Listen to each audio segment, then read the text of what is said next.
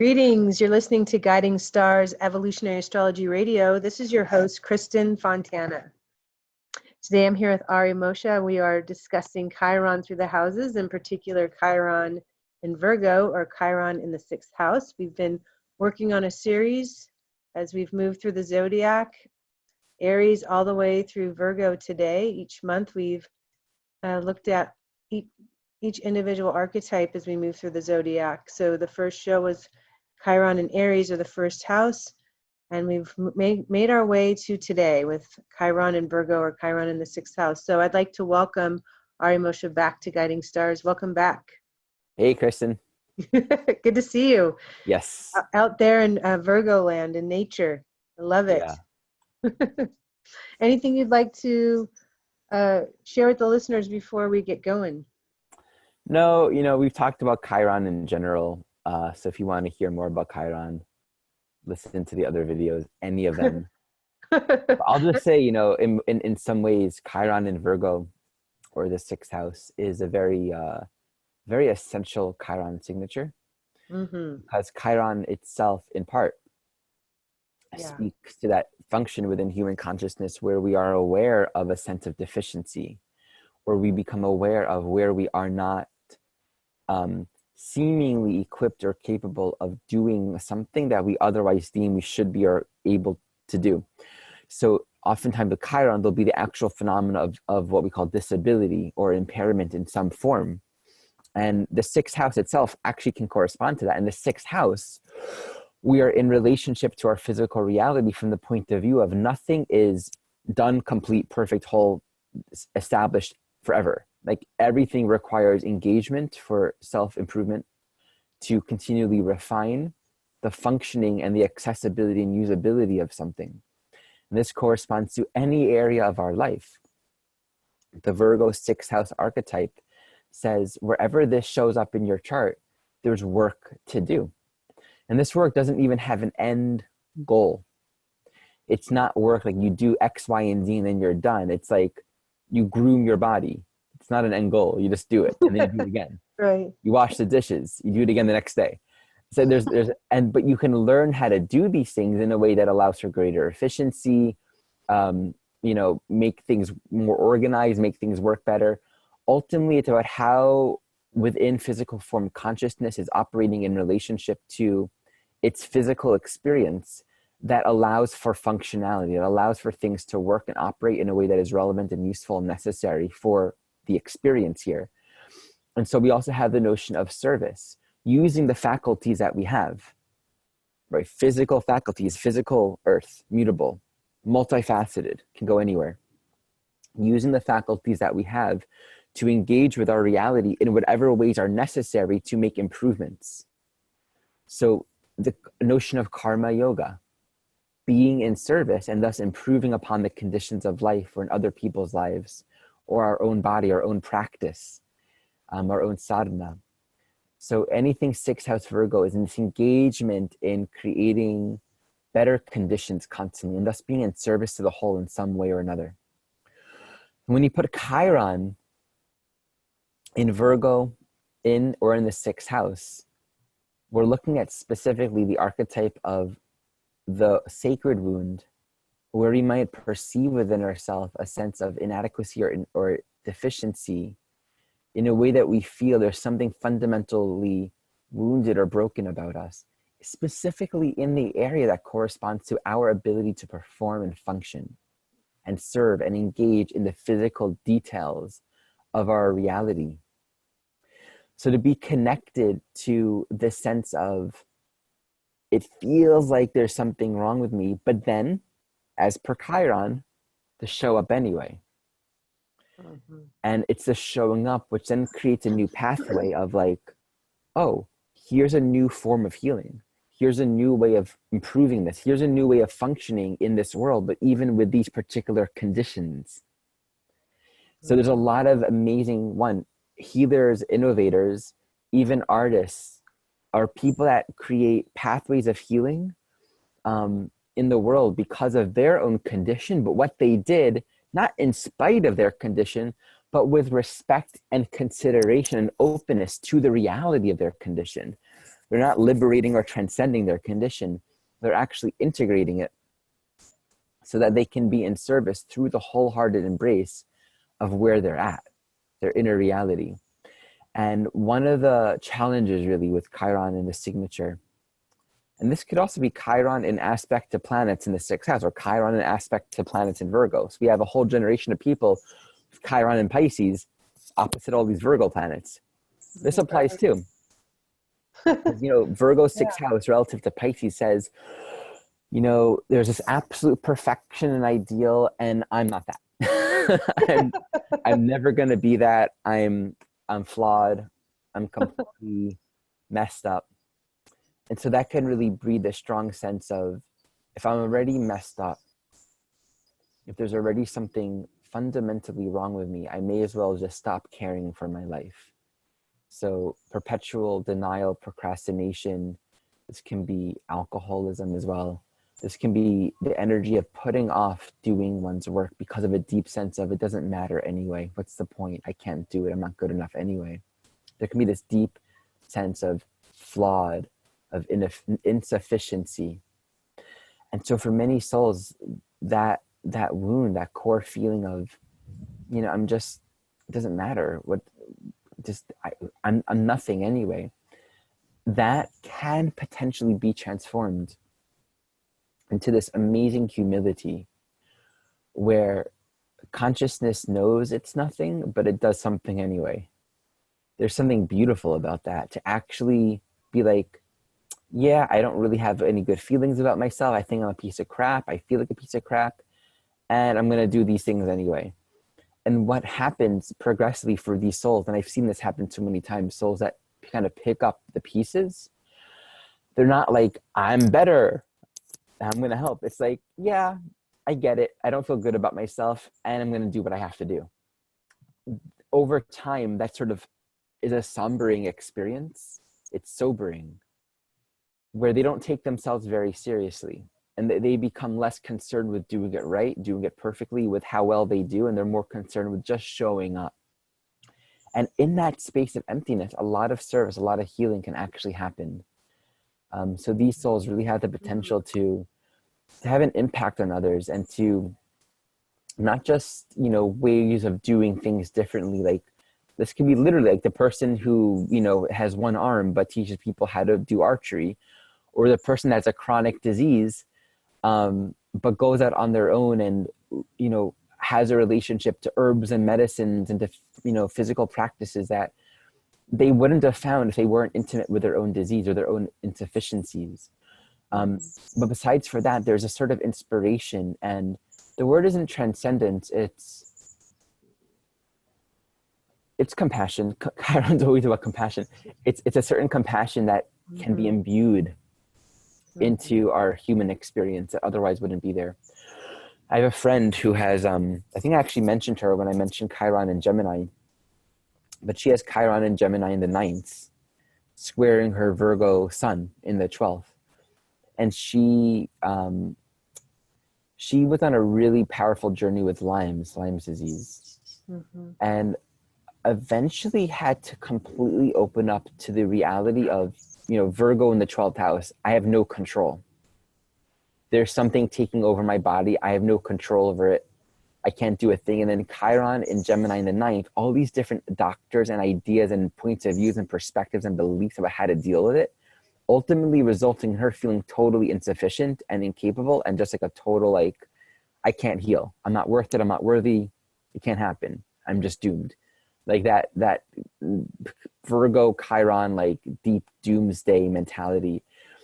But what that did for her is it actually brought her to this imminent awareness of her present moment experience. And she realized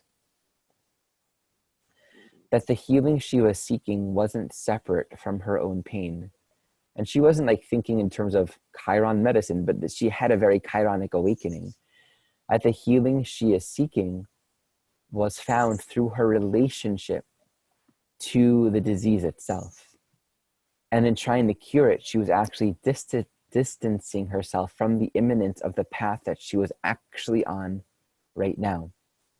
And she began to form a relationship to the disease itself to the bacteria inside of her, to the living organisms inside of her, began thinking about, and this is Chiron and Gemini ninth, her thoughts about it. What was her thinking? What was her internal orientation and stance relative to Lyme's disease? And through that, she was able to actually do some pretty powerful work in cleansing and healing, and uncovered really powerful insights with use of herbs and other practices. And she healed herself of Lyme, and she helps other people with that. Awesome. It's really fascinating, but it's a beautiful story of that integration, not holding the disease as separate from the healing, which is a very, to talk about it is one thing, but to really apply that in our lives. And we always say this, whenever we address Chiron, me and you both had this experience that whenever we really bring up Chiron stuff for someone, there's almost always tears. There's something deeply vulnerable that hits a chord inside of us. Because when we really walk this realm, it is like so sweet, so intimate, so authentic, so real for us. And that sweetness is really the mark of us integrating, where we otherwise may have had this separation and this guilt. And Chiron often is where we had this guilt relative to where we've made mistakes in the past, which then creates this reality of sort of coming full circle and developing compassion and awareness, or maybe we lacked it in the past. And sometimes it's just the bodhisattvic path, where this is sort of just the soul's journey of really developing deeper compassion for all. So you said something, Ari, that's just still sitting with me a few minutes ago about Chiron in the sixth, or Chiron in Virgo, is the need to simply show up, to just show up. Even if you don't feel worthy or don't think it's going to matter or it won't work, you just have to show up. And it reminds me of feeling like that grain of sand, compared to all of creation, because that's what Virgo energy does. It compares itself to perfection. It compares itself to all that it isn't. And it also reminds me of what happens, say, in a meditation. The need to have a regular practice that you go to every day without expectation. It is just a matter of showing up. And when we don't attach to having a certain experience in that space, at some point, just showing up does lead to something ecstatic, ultimately. Yeah. And it is about surrendering to that opening, or surrendering to an understanding or knowing that you are connected to that idea you have of perfection. You are connected to wholeness, to holiness. But it takes showing up repeatedly, like you said, this habitual Virgo, every day for a certain amount of time, whatever it might be, dedicating yourself to a process. And showing up allows for movement, for inner movement to occur. And that's why it's so important for people who have Chiron in Virgo or Chiron in the sixth to have some kind of practice that they do every day that either requires inner movement or active movement. Active movement, yoga, walking, dancing, all of is so critical for the health of these souls, or else they can feel stuck or trapped or even, God forbid, dead inside, right? That chi, that energy must move. Wow, look at this picture. Alex, this is Alex Gray's painting, The Wounded Healer. And I don't think there's any sign that it's more appropriate for sharing of this photo. Oh my gosh, So, yeah. we have in the first scene, the the journey of I don't know what's going on. We all go through that. It's just the whole death process, and there's a disambiguation phase where we lack we could also say in many ways this is a Pluto thing, but take it as you want. But that last scene very much is just that notion of Chiron. It's like, okay, I faced my deep sense of being a wreck, because that middle frame is actually how we feel. It's not necessarily what's happening. And yet there's really no separation between the two when it comes down to it. And so we find that we can start showing up, as a catechist, a medicine pole. We can start sharing our medicine because we've stopped resisting this phase or this experience of being a wreck, of being a total mess. I find that it's more so the case that we don't really go through the whole like this is a mess and then we heal. It's like our relationship to the mess is what changes. It's like it's not like an objective ending where it's like, okay, I'm done with the messy phase, now I can go and heal and help people. It's like, no, because the whole trick here is like you were never a mess. You were never like, all these things are just internal states that we need to have a relationship to. So when we start to say, okay, this whole messy thing, those are just feelings and I'm good enough right now. So we take it with us. It's like we don't heal it. We just say, like, okay, I got it. It's here. I'm gonna start anyway. And that's the value of what you're saying with the daily routine, because the daily routine is a way of demonstrating and showing up and saying, well, regardless of how I feel, regardless of the beliefs I might have about my condition and what I can or can't do, I'm going to show up. And that's a statement, that's a testament of something fundamentally true about who we are. That these conditions and how we feel about our conditions aren't statements about who we actually are in the absolute sense. And so it gives faith and trust to something beyond, something greater than our limited feelings and interpretations perhaps of what's happening right now. So it's like, even this too, I can show up here with this. I can show up to nurture spirit and practice and presence and dharma even now. That's a very powerful, I think, principle on the spiritual path, and Chiron really speaks to that.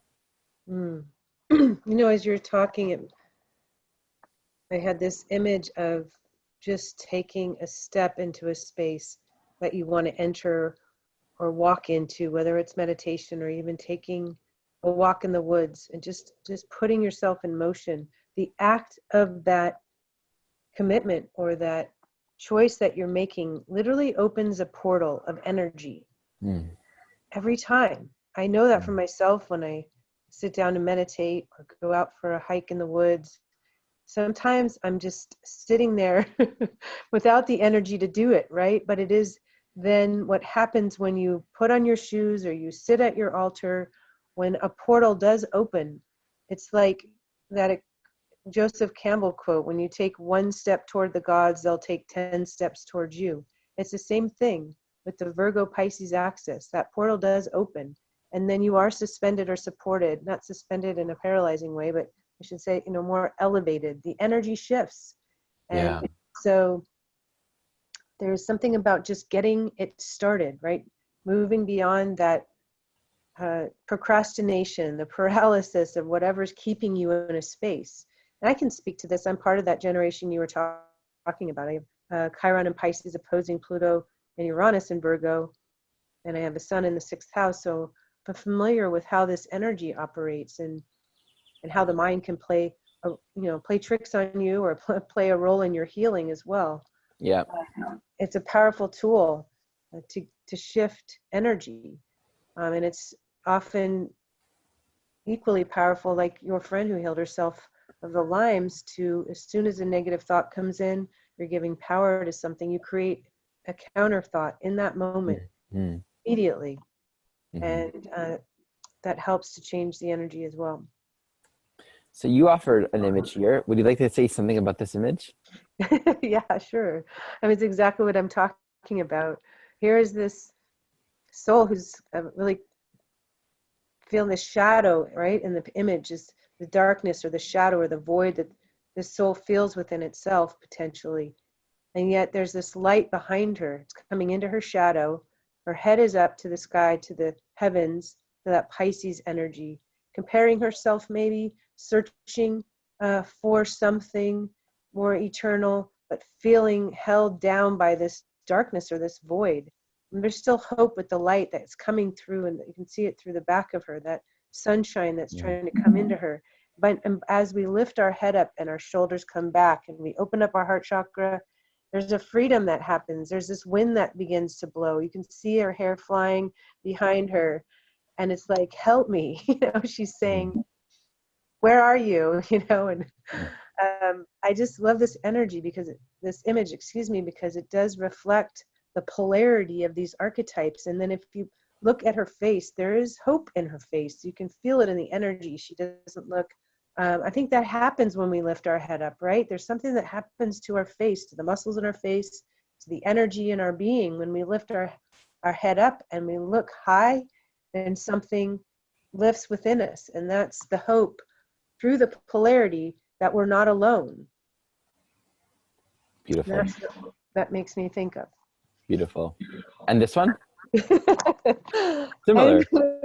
There's something about this. I love this image. I think I use it for one of my newsletters, but she's got I love it. This is a happy Virgo, and she's got her glasses on, and you know, she's got that just that mercurial energy about her. And this to me is a Chiron in Virgo healed, the wounds being healed through, you know, allowing the light in so strongly. It's taking over her. It's, you know, behind her, but it's within her at the same time. So I loved that one as well. Awesome. All right. So this is a chart that you have, and you actually had a title for it. What was the title? It's a matter of life and death. It's a matter of life and death. All right. So I'll let you talk about this one. Okay, so I want to start here with just a story, a past life story within this soul's history. You can see, of course, that Pluto is with Chiron in the 6th, which gives it extra juice, right? Really powerful energy there. And the ruler is a Jupiter in Sagittarius, in Gemini in the 12th house. So it's a ruler for Sagittarius is Jupiter. We want to make sure that we follow the rulerships when we're looking at Chiron or Pluto and the nodes, of course, as well. So let's take this back. And, well, I'll share that this soul was, in her most recent life, was a nurse. You can see that with the 7th house and the service and helping other people, Pluto in the 6th, and the medical field. She was born in Britain. So this very Capricorn kind of culture, London, England, and ended up becoming, well, she was a nurse, and she went to another country. It was actually India. And you can see the connection to India through the Saturn, Moon, Jupiter in Gemini, which Gemini does connect to the culture of in India. And she went there to try and help the poor people, or help as a nurse. She came there with a medical team and ended up getting sick by I don't know, of course, exactly what it is, but she became ill trying to help the poor people. And she died pretty young. I don't know exactly, but somewhere in her 30s. And so what happened coming into this life is that there was a fear of germs, because it was, you know, something that she contracted in India that made a lot of people perish at the time. So there's this fear of, you know, everything not being clean enough, or, you know, even the fear of being nauseous is like the scariest thing in the world for this soul.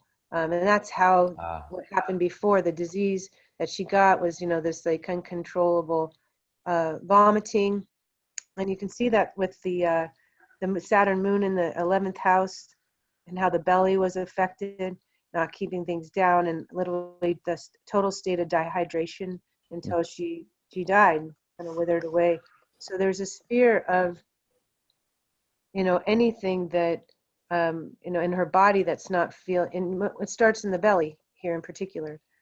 And so this is a soul that, you know, of course her parents and anybody else, like, why is she so paranoid about getting sick by the simplest of things? You know, the wipes everywhere, and of course it's a good thing to do to have those now in today's times with all these mutating viruses. But it was a kind of almost like to the degree of being a hypochondriac too, but more along the lines of the health. And so it consumed her really at different points in her life, and at times it was worse than others. And so anyway, there's a fear of an early death, or a fear of getting sick and then dying younger than she would have liked. And you can see that earlier deaths are not uncommon here with Venus and Mercury squaring the nodes.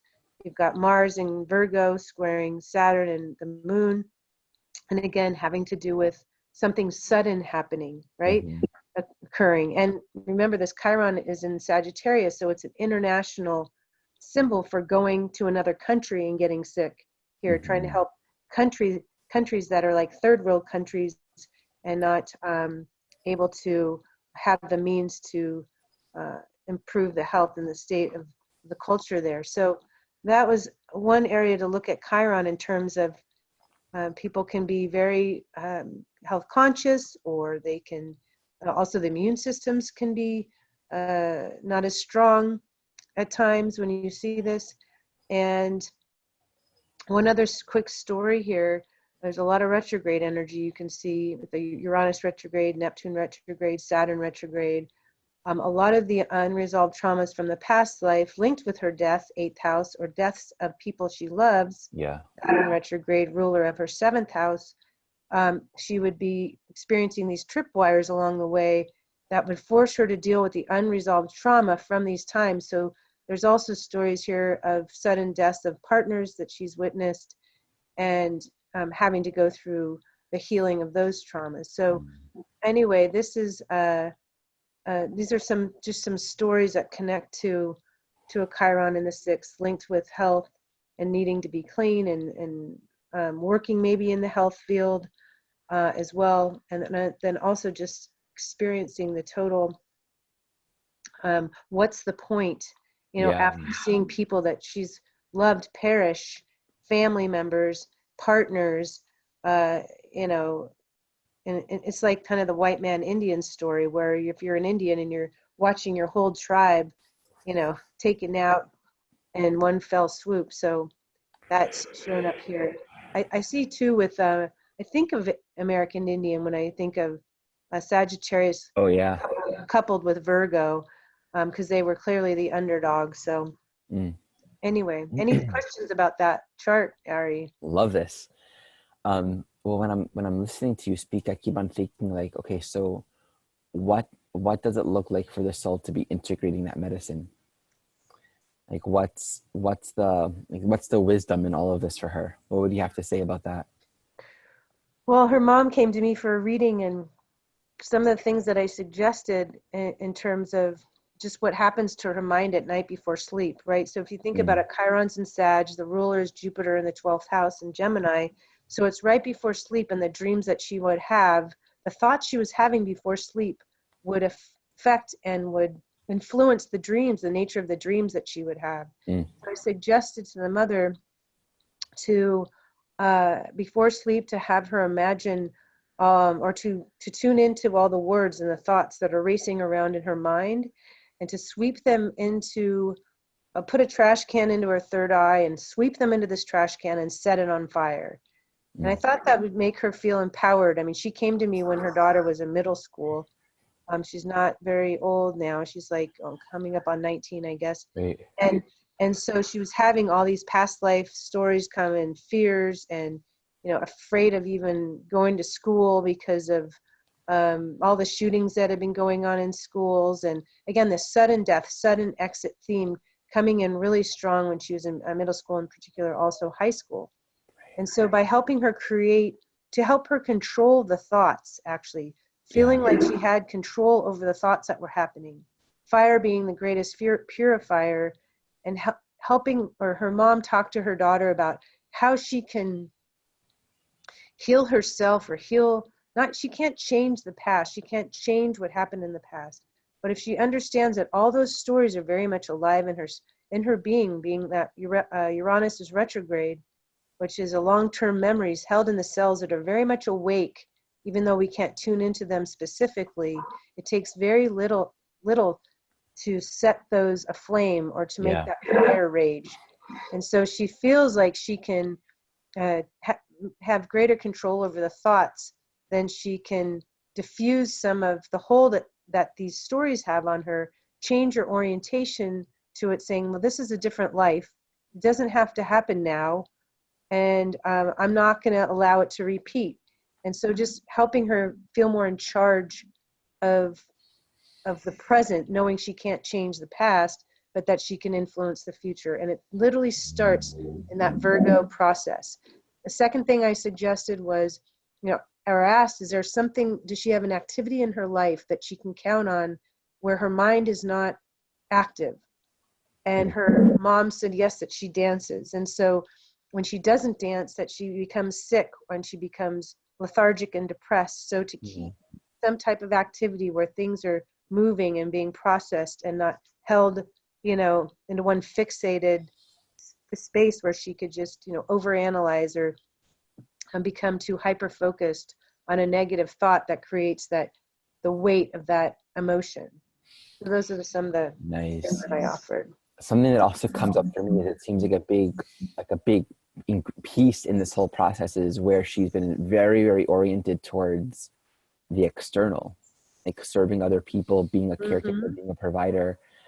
Capricorn South, Venus, Mercury, and Libra in the fourth square in the note. It's like there's so much like I'm going to help you to feel safe and cared for, nurtured and loved. And so the ruler of the North Node being Moon with Chiron, new phase in Gemini in the 11th, in the T square with that Chiron, Pluto, and Mars. It seems like a big piece of this is almost where I can have the imagery of like her, Sag going far away, and like a part of her emotional body actually feeling a little bit disrupted by it. It's like sort of dissociating to support a group of people that were sick and needed a lot of help, but sort of like a sort of disconnect from her own nervous system, from her own sense of safety and security. And there being this like predominant theme of like, oh, I don't have to make myself uncomfortable to help these people that are suffering. Like there's something about I can actually go slower and not be what other people need me to be. And the thought that arose for me is because there's a lot of like thought or assumption in terms of who I need to be, like my own social identity, Gemini, Saturn, 12th, 11th moon, which can easily propel her to sort of be a part of things that actually she's afraid of or doesn't feel comfortable with.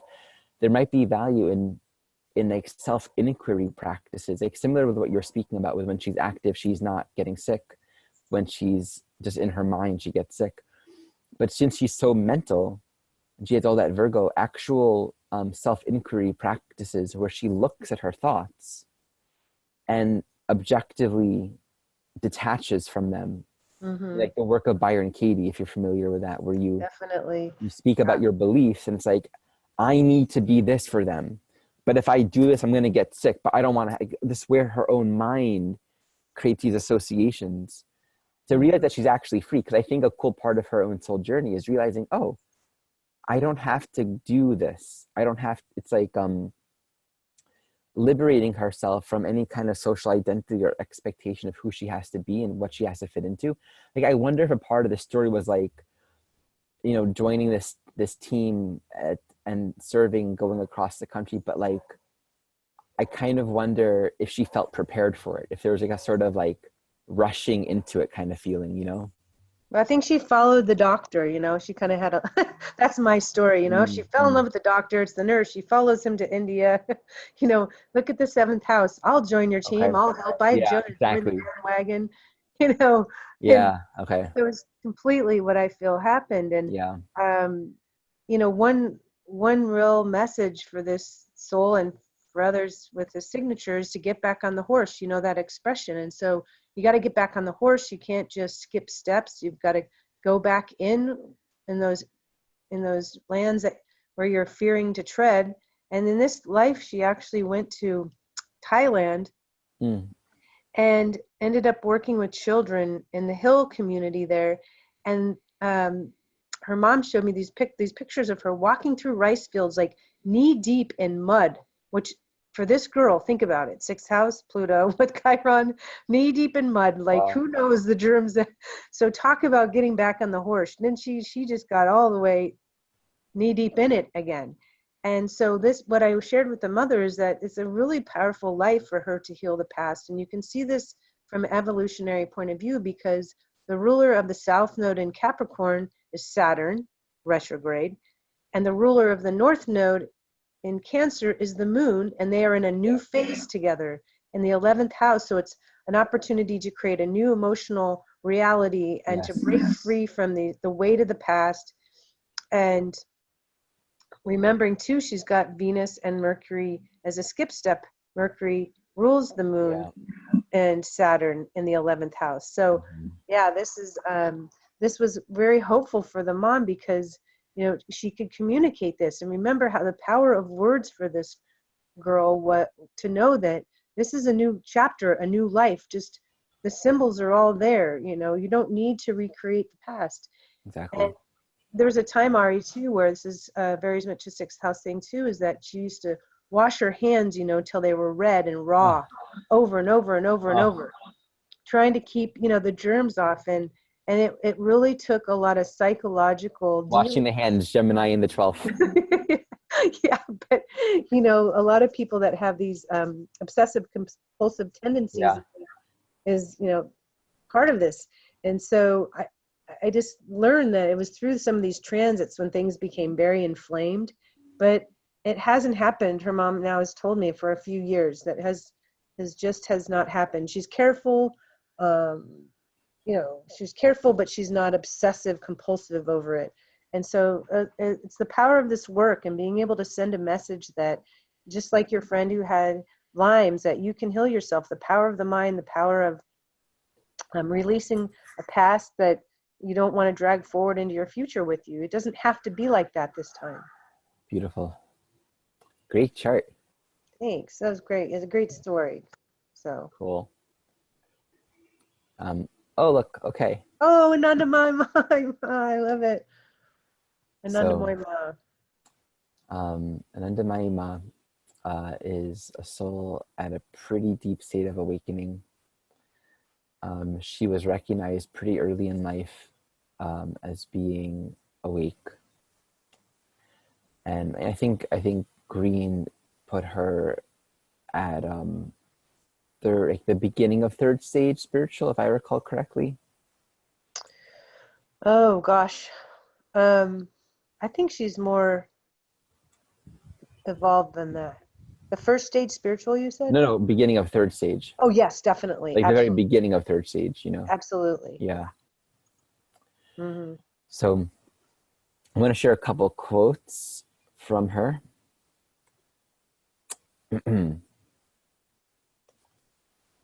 As you love your own body, so regard everyone as equal to your own body. When the supreme experience supervenes, everyone's service is revealed as one's own service. Call it a bird, an insect, an animal, or a man. Call it by any name you please. One serves one's own self in every one of them. Just think about that, the meaning of that Libra in the sixth house. And the notion of service towards others is service towards the self. The ruler of that is Venus and Aries in the 12th house. So she made a fundamental independent from all kinds of relationships with attention rooted in the absolute the whole time. And one of the interesting karmic pieces here, she manifested as a householder, but while being a householder, she maintained her duties and her chores and everything, in India at that time, with a sort of internal independence and detachment from everything.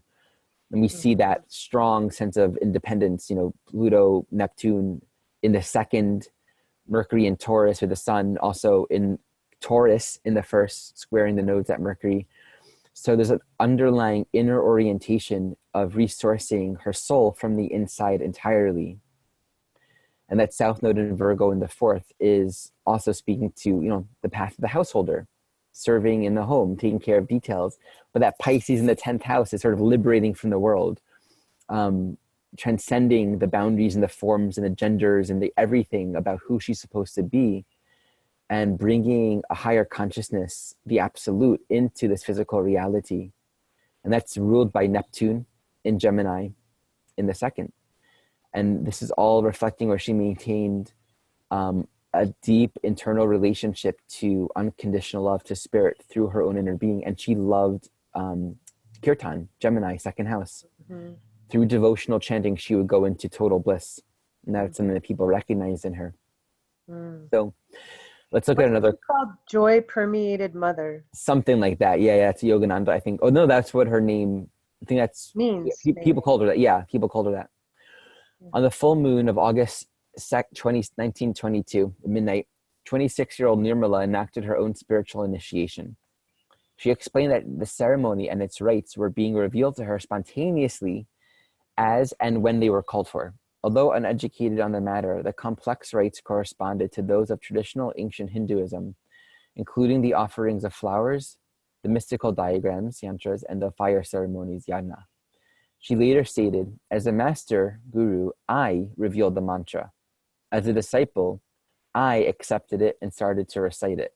I love that. I love that notion of her having the relationship to both the student and the teacher as both what she is. I mean, she is all of it. So when we look at Chiron and Libra in the sixth house, just what I'm able, a little insight that I have from what I've read and learned about her, maybe you can expand on this, this is her path in being in service to others. Again, she showed up Libra as a householder in relationship, but did not have an actual relationship with other that was traditionally recognized as needed, meaning she didn't allow herself to become subservient, right, to fall into any kind of gender assigned role. And Libra in the sixth house can very much correspond to, like, this is, you know, who you are, how you show up in relationship, and falling into roles of subservience and often inferiority when it comes to, you know, gender. And what ultimately happened is her journey in relationship, though fundamental, and I don't know what her inner journey, you know, the issue with all these biographies is they don't allow us to usually kind of get a sense with where they were still human, where these souls are still evolving and not perfect, and where they still have their stuff that they're working out, you know. I would honestly, and I don't know, but looking at this chart and knowing that she's not like a purely perfected being, because I haven't honestly met one ever. They don't exist, that's Right. why. I would venture to say that there would have been like almost an internal irritation or resistance to the whole realm of personal relationship, but then actually manifesting a karmic situation where she is in a relationship and she's showing up and doing the whole householder thing, but then giving a spiritualization to it and actually transforming and teaching her husband at that time to purify his own impulsive desires. There's a quote I read: whenever he would become lustful, she would become like a dead person. And that would teach him to not operate from a place of lust.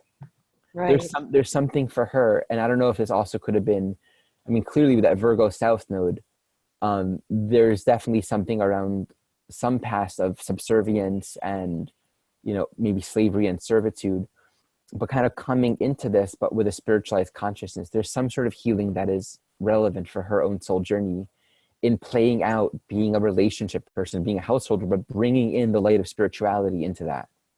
Yeah.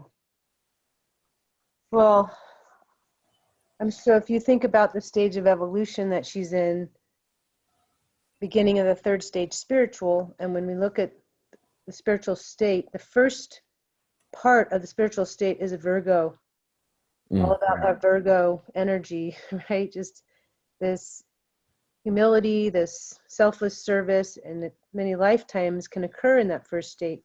So I realize this isn't linear, but those nodes move retrograde naturally. So it's come all the way through the sign of Virgo. So it sits now at 0 degrees of Virgo. And so she's been, I'm sure, working through that process, not only in her work and her connection to spirit, her meditations, etc., but in the work with others, but through relationship and partnership too. And so, of course, coming through India, there's still today so much patriarchal infusion in that culture that, you know, I'm sure this is something that she didn't want to, that she's been a part of, the wound right there. There we go. Yeah. though Chiron and Libra retrograde, there is that inequality. And even with Uranus and Saturn retrograde in Scorpio in the 7th, this disconnection from a partner, not loving the person you're with, but you've been forced to marry them through your culture. Beautiful. So there's that wound around, like, I don't want to be with someone that I don't love. Beautiful. Yeah. In that way. Beautifully said. Yeah. That's it. Yep. And to have a fundamental sense of alienation and disconnect from the household life and the partner life that she was, forced to go into. And it's Scorpio, ruled by Pluto in Gemini in the 2nd, that in the past she's had to survive, completely withdrawn to herself in order to sustain these things. So to almost like disidentify and maintain total allegiance to her own inner spirituality, and to transform and almost like liberate from that patriarchal system, and to bring spirituality and her absolute self to the forefront and teach others in that way. That was facing into what seems like an inherently traumatic situation that she has had to endure in the past. And it's interesting, like any place that's unresolved, that's where we've been traumatized, but we've dissociated and we haven't actually faced with full presence, is something that will repeat. So I love what you said, because it feels like there's definitely like this significant piece in her manifesting that particular situation. And she showed all the people in that time who, as per India, you're a woman in particular and you're not fitting into, people will think you're crazy. There's a lot of judgments and, all these kind of projections that happen for you. So she endured this to then actually bring into awareness to all these people a greater truth of spirit that ended up being very powerful and transformative for many other people. Yeah, she's a couple other things too. I know that she ate very little. Like her quote unquote husband, who was really more like a disciple to her, had kind of, I think they had to like force her to eat. They're like morsels of rice. She lived on this ecstatic union with God. When you think about, Virgo, I'm not saying that she had an eating disorder. She didn't need food to survive. She just needed air. She needed God. She was just plugged in. But she needed very little to keep her going. And that's the other extreme for, the 6th house, just what you put in your body, whether it's too much or too little, can occur with that symbol there as well. She didn't want anything to do with food. She didn't feel like she wanted it or needed it. Oh, wow. Mm-hmm. And I was trying to find this in the autobiography of a yogi. There's just an incredible picture. It's of the pages of pictures, it's 14. And she's standing with her arm on Yogananda's shoulder, and her husband and disciple is to the left of them, but she just, the light coming out of her eyes just matches that of Yogananda's.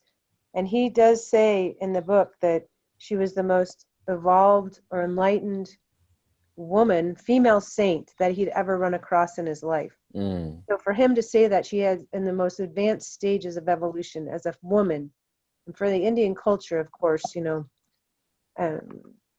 saying a lot, but he traveled all over the world. And so that's reflected there. And one of the things I was thinking about with Virgo and with her south node of Virgo, for her, it was about relinquishing all attachments to earthly pleasures, whether it was food, or intimacy, sexuality, relinquishing everything, because nothing could touch the experience of bathing in that light of unconditional love.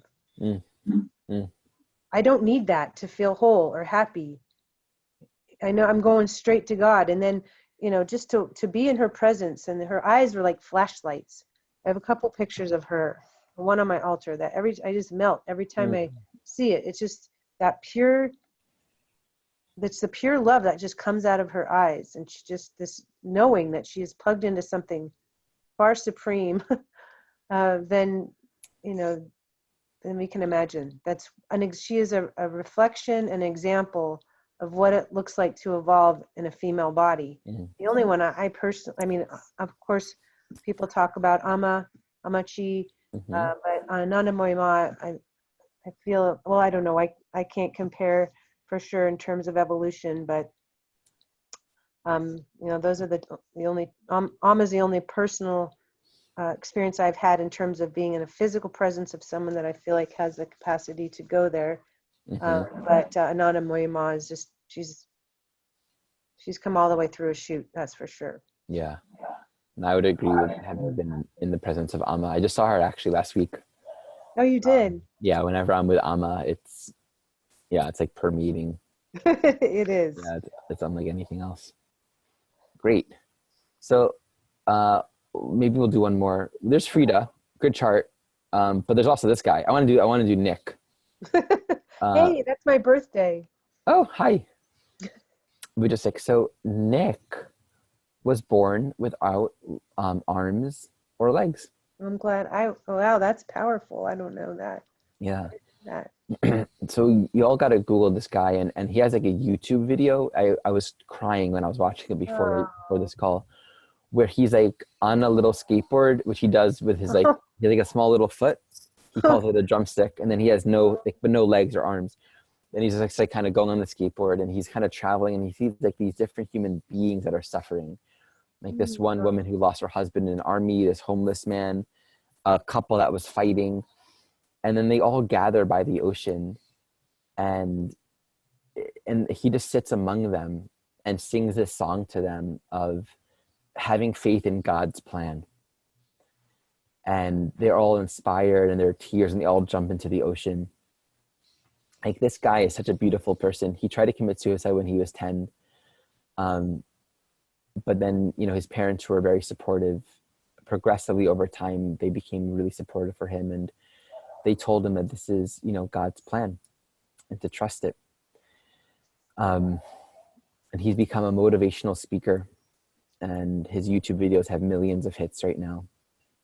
And what he has to offer is so incredibly beautiful and inspiring. So to look at his chart, Pluto, Saturn in the 11th house, fundamental to his soul is liberating himself from any notion of belonging or being a part of. He was obviously made fun of. Obviously, he was made fun of and bullied. He didn't belong when he was young. That's a big part of his own soul journey. And this North Node in Cancer in the 7th, ruled by the moon in the 8th in Cancer, is this tender heart, this vulnerability, which ultimately speaks to like, can I be loved and accepted for who I am and as I am? Wholly embraced and worthy of love. So just looking at that alone, we can see sort of the ego structure involved here in him really learning how to embrace compassion and caring and empathy along this journey. Chiron and Taurus in the 6th house. Taurus relates to the body itself in part, and our own sense of self-esteem, our sense of worth. Taurus also speaks to our sensual faculties, our ability to feel, our ability to sense, and that's our resourcefulness, how we survive, how we are able to be in relationship to our physical reality in order to survive and be fully here alive. So he's had to learn different ways of surviving, of having relationship to his physical body, and thus the 6th house developing skills and techniques that he wouldn't have developed had he not had, and he could ride a skateboard. Like he can pick up things and do things with his small toes. So I have seen him. I know who you're talking about now. Yeah. That's amazing. So, and that's all I got about him, but I think it's just a great example of just a straight up Chiron Taurus in the 6th house. And it's retrograde, the amount of individuation required here it's opposite all these planets. In fact, it's pretty much a yod with Jupiter and Neptune. So it's like standing alone and doing this. Yeah.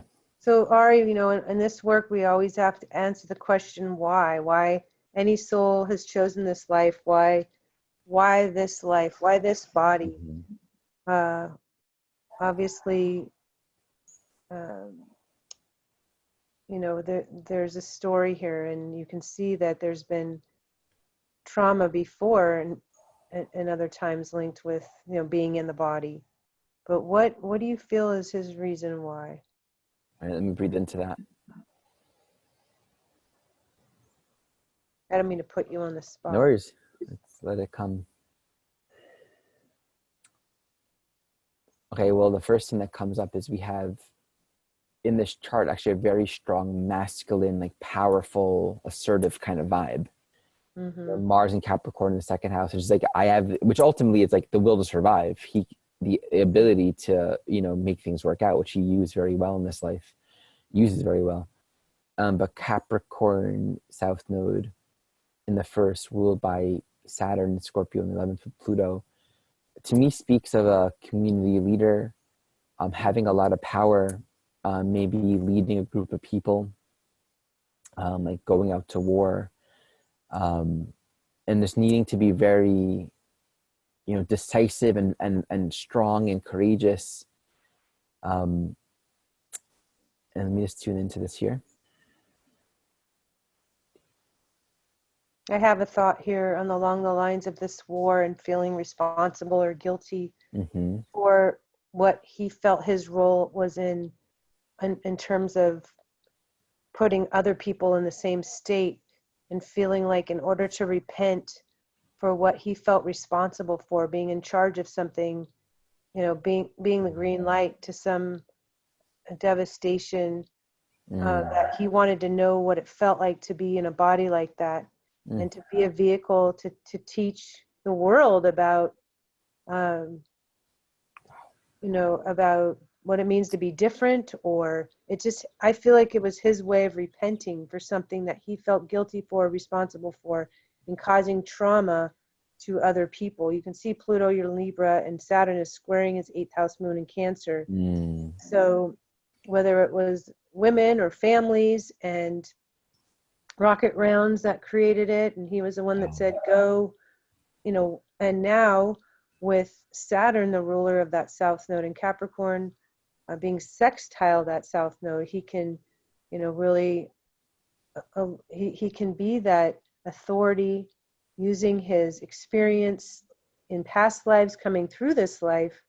And then look at this, just the stellium of energy in the 12th with Jupiter and Scorpio, and then all that Sagittarian energy, being in this, a teacher for the planet, to heal how we, whether it's people being bullied or helping people to feel less alone because of what they've been through. He can be a voice and look at me, I survived, and be there for people to help heal whatever they're feeling. So they're feeling less alone in their journey. So I definitely feel like it was a result of some guilt that he carried into this life. Yeah, and what comes to me here more specifically is with Jupiter in the 12th ruling all that Sag, Jupiter and Scorpio in the 12th ruled by Pluto, and that Jupiter ruling all that stellium of Sag, and Venus in Sag also ruling that Chiron. There's almost a dynamic of having an objectified relationship to other people of a different culture, people that are not like you, people that are so far removed, like a whole village in some other country, or and not having a relationship to the immanent and the universality of human suffering, where it's like almost like going to war and realizing like, wow, these people that are suffering because of these military actions or these things that my country or my nation or my commands, whatever, are doing. It's like, how can I just be blind to the fact that we're all the same? So this universality happening here, and that's a part of his journey. It's like what he's speaking, Sag in the 12th, like this is medicine for all people, regardless of your religion, walk of life. And it feels like that dynamic of separation is a part of what he's healing. Yes, that was perfect. And that's the higher purpose of being in that body. And getting to the, of course, being young and not being there yet and just wanting to kill himself. Like, who can live in this body and saying, well, this is what I've been given, so I just got to go, move forward. I got to go to the mat with whatever my soul has come here to do. And so if he can do it, that's what his message is. If I can do it, anybody can do it. I mean, how many people are in his shoes and his body? It almost makes somebody who's gone through something horrible and then looks at a soul like that, having to endure his whole life like that. It's all relative, right? everything is relative. And so anyway, yeah, a Yeah. powerful messenger to change the mindset, to change the consciousness of other people, to change their orientation so they're not feeling like a victim of their circumstance. He felt like a victim and then turned it around. Yeah. So, wow, with Chiron and Taurus in the 6th house, talk about turning it around. I know. And it's trying that Mars in Capricorn the second, like such resiliency. And yeah, and the main message is this is God's plan. Oh, wow. I mean, that is just in awesome. Sag in the 12th. You know, the other thing too, I'm sure it's like coming in as he became a self-sacrifice, a symbol for self-sacrifice, or like a martyr, but really sacrificing his own body, right? Taurus, to be a teacher for millions. For, you know, I'll do that for you, God. You know, like sign me up if it can change the world. So, you know, that could have occurred. That kind of exchange could have occurred in addition to maybe having some sort of karmic kickbacks or feeling of great guilt because of something that he had done. How can I repay you? How can I make a difference? How can I flip a coin? So anyway, awesome chart. I loved it. Yeah. Perfect. Yeah, I had my settings on to only show the septile aspect. I just noticed, but that's a lot of septiles. I don't know if there are always a lot of septiles, because for my class that I'm teaching, I had just the septiles. I just noticed that. So I mean, I'll just everyone just look at Frida's chart. We love Frida. We should probably stop though. Yeah. But it's worth noting, you know, Chiron, Aquarius in the 6th house, ruled by Uranus and Capricorn in the 5th. She had a spinal injury and was in a lot of pain, but still created a lot of art and kind of used that as an impetus and inspiration for her own art. So there's sort of like her own pain was sort of a point of liberation and trend, and this dissociation from identifying with it, and actually impelled or created the conditions for her uniqueness as an artist. Yeah, for sure. It was a good one too. Yeah, but we'll stop there. It's good to wow, just like all the Uranian nerve energy, right? Yeah, totally. Yeah. I mean, a strong 11th house too. Yeah, strong 11th house, Uranus, Mars, retrograde. Wow. Well, that was another wonderful. I was going to. It wasn't an hour. It was more than an hour. I think a little bit. I don't know where we are here. Who knows? But it was just another wonderful space with you again, Ari. Thank you so much. And we will be back next month, moving through the zodiac, looking at Chiron and Libra, or Chiron in the 7th house. Halfway there. And so we are halfway there. And we'll be back then, and we'll be back with more next week with Rose Marcus looking at the transits, if you're following that show as well on Guiding Stars. Until next time, namaste.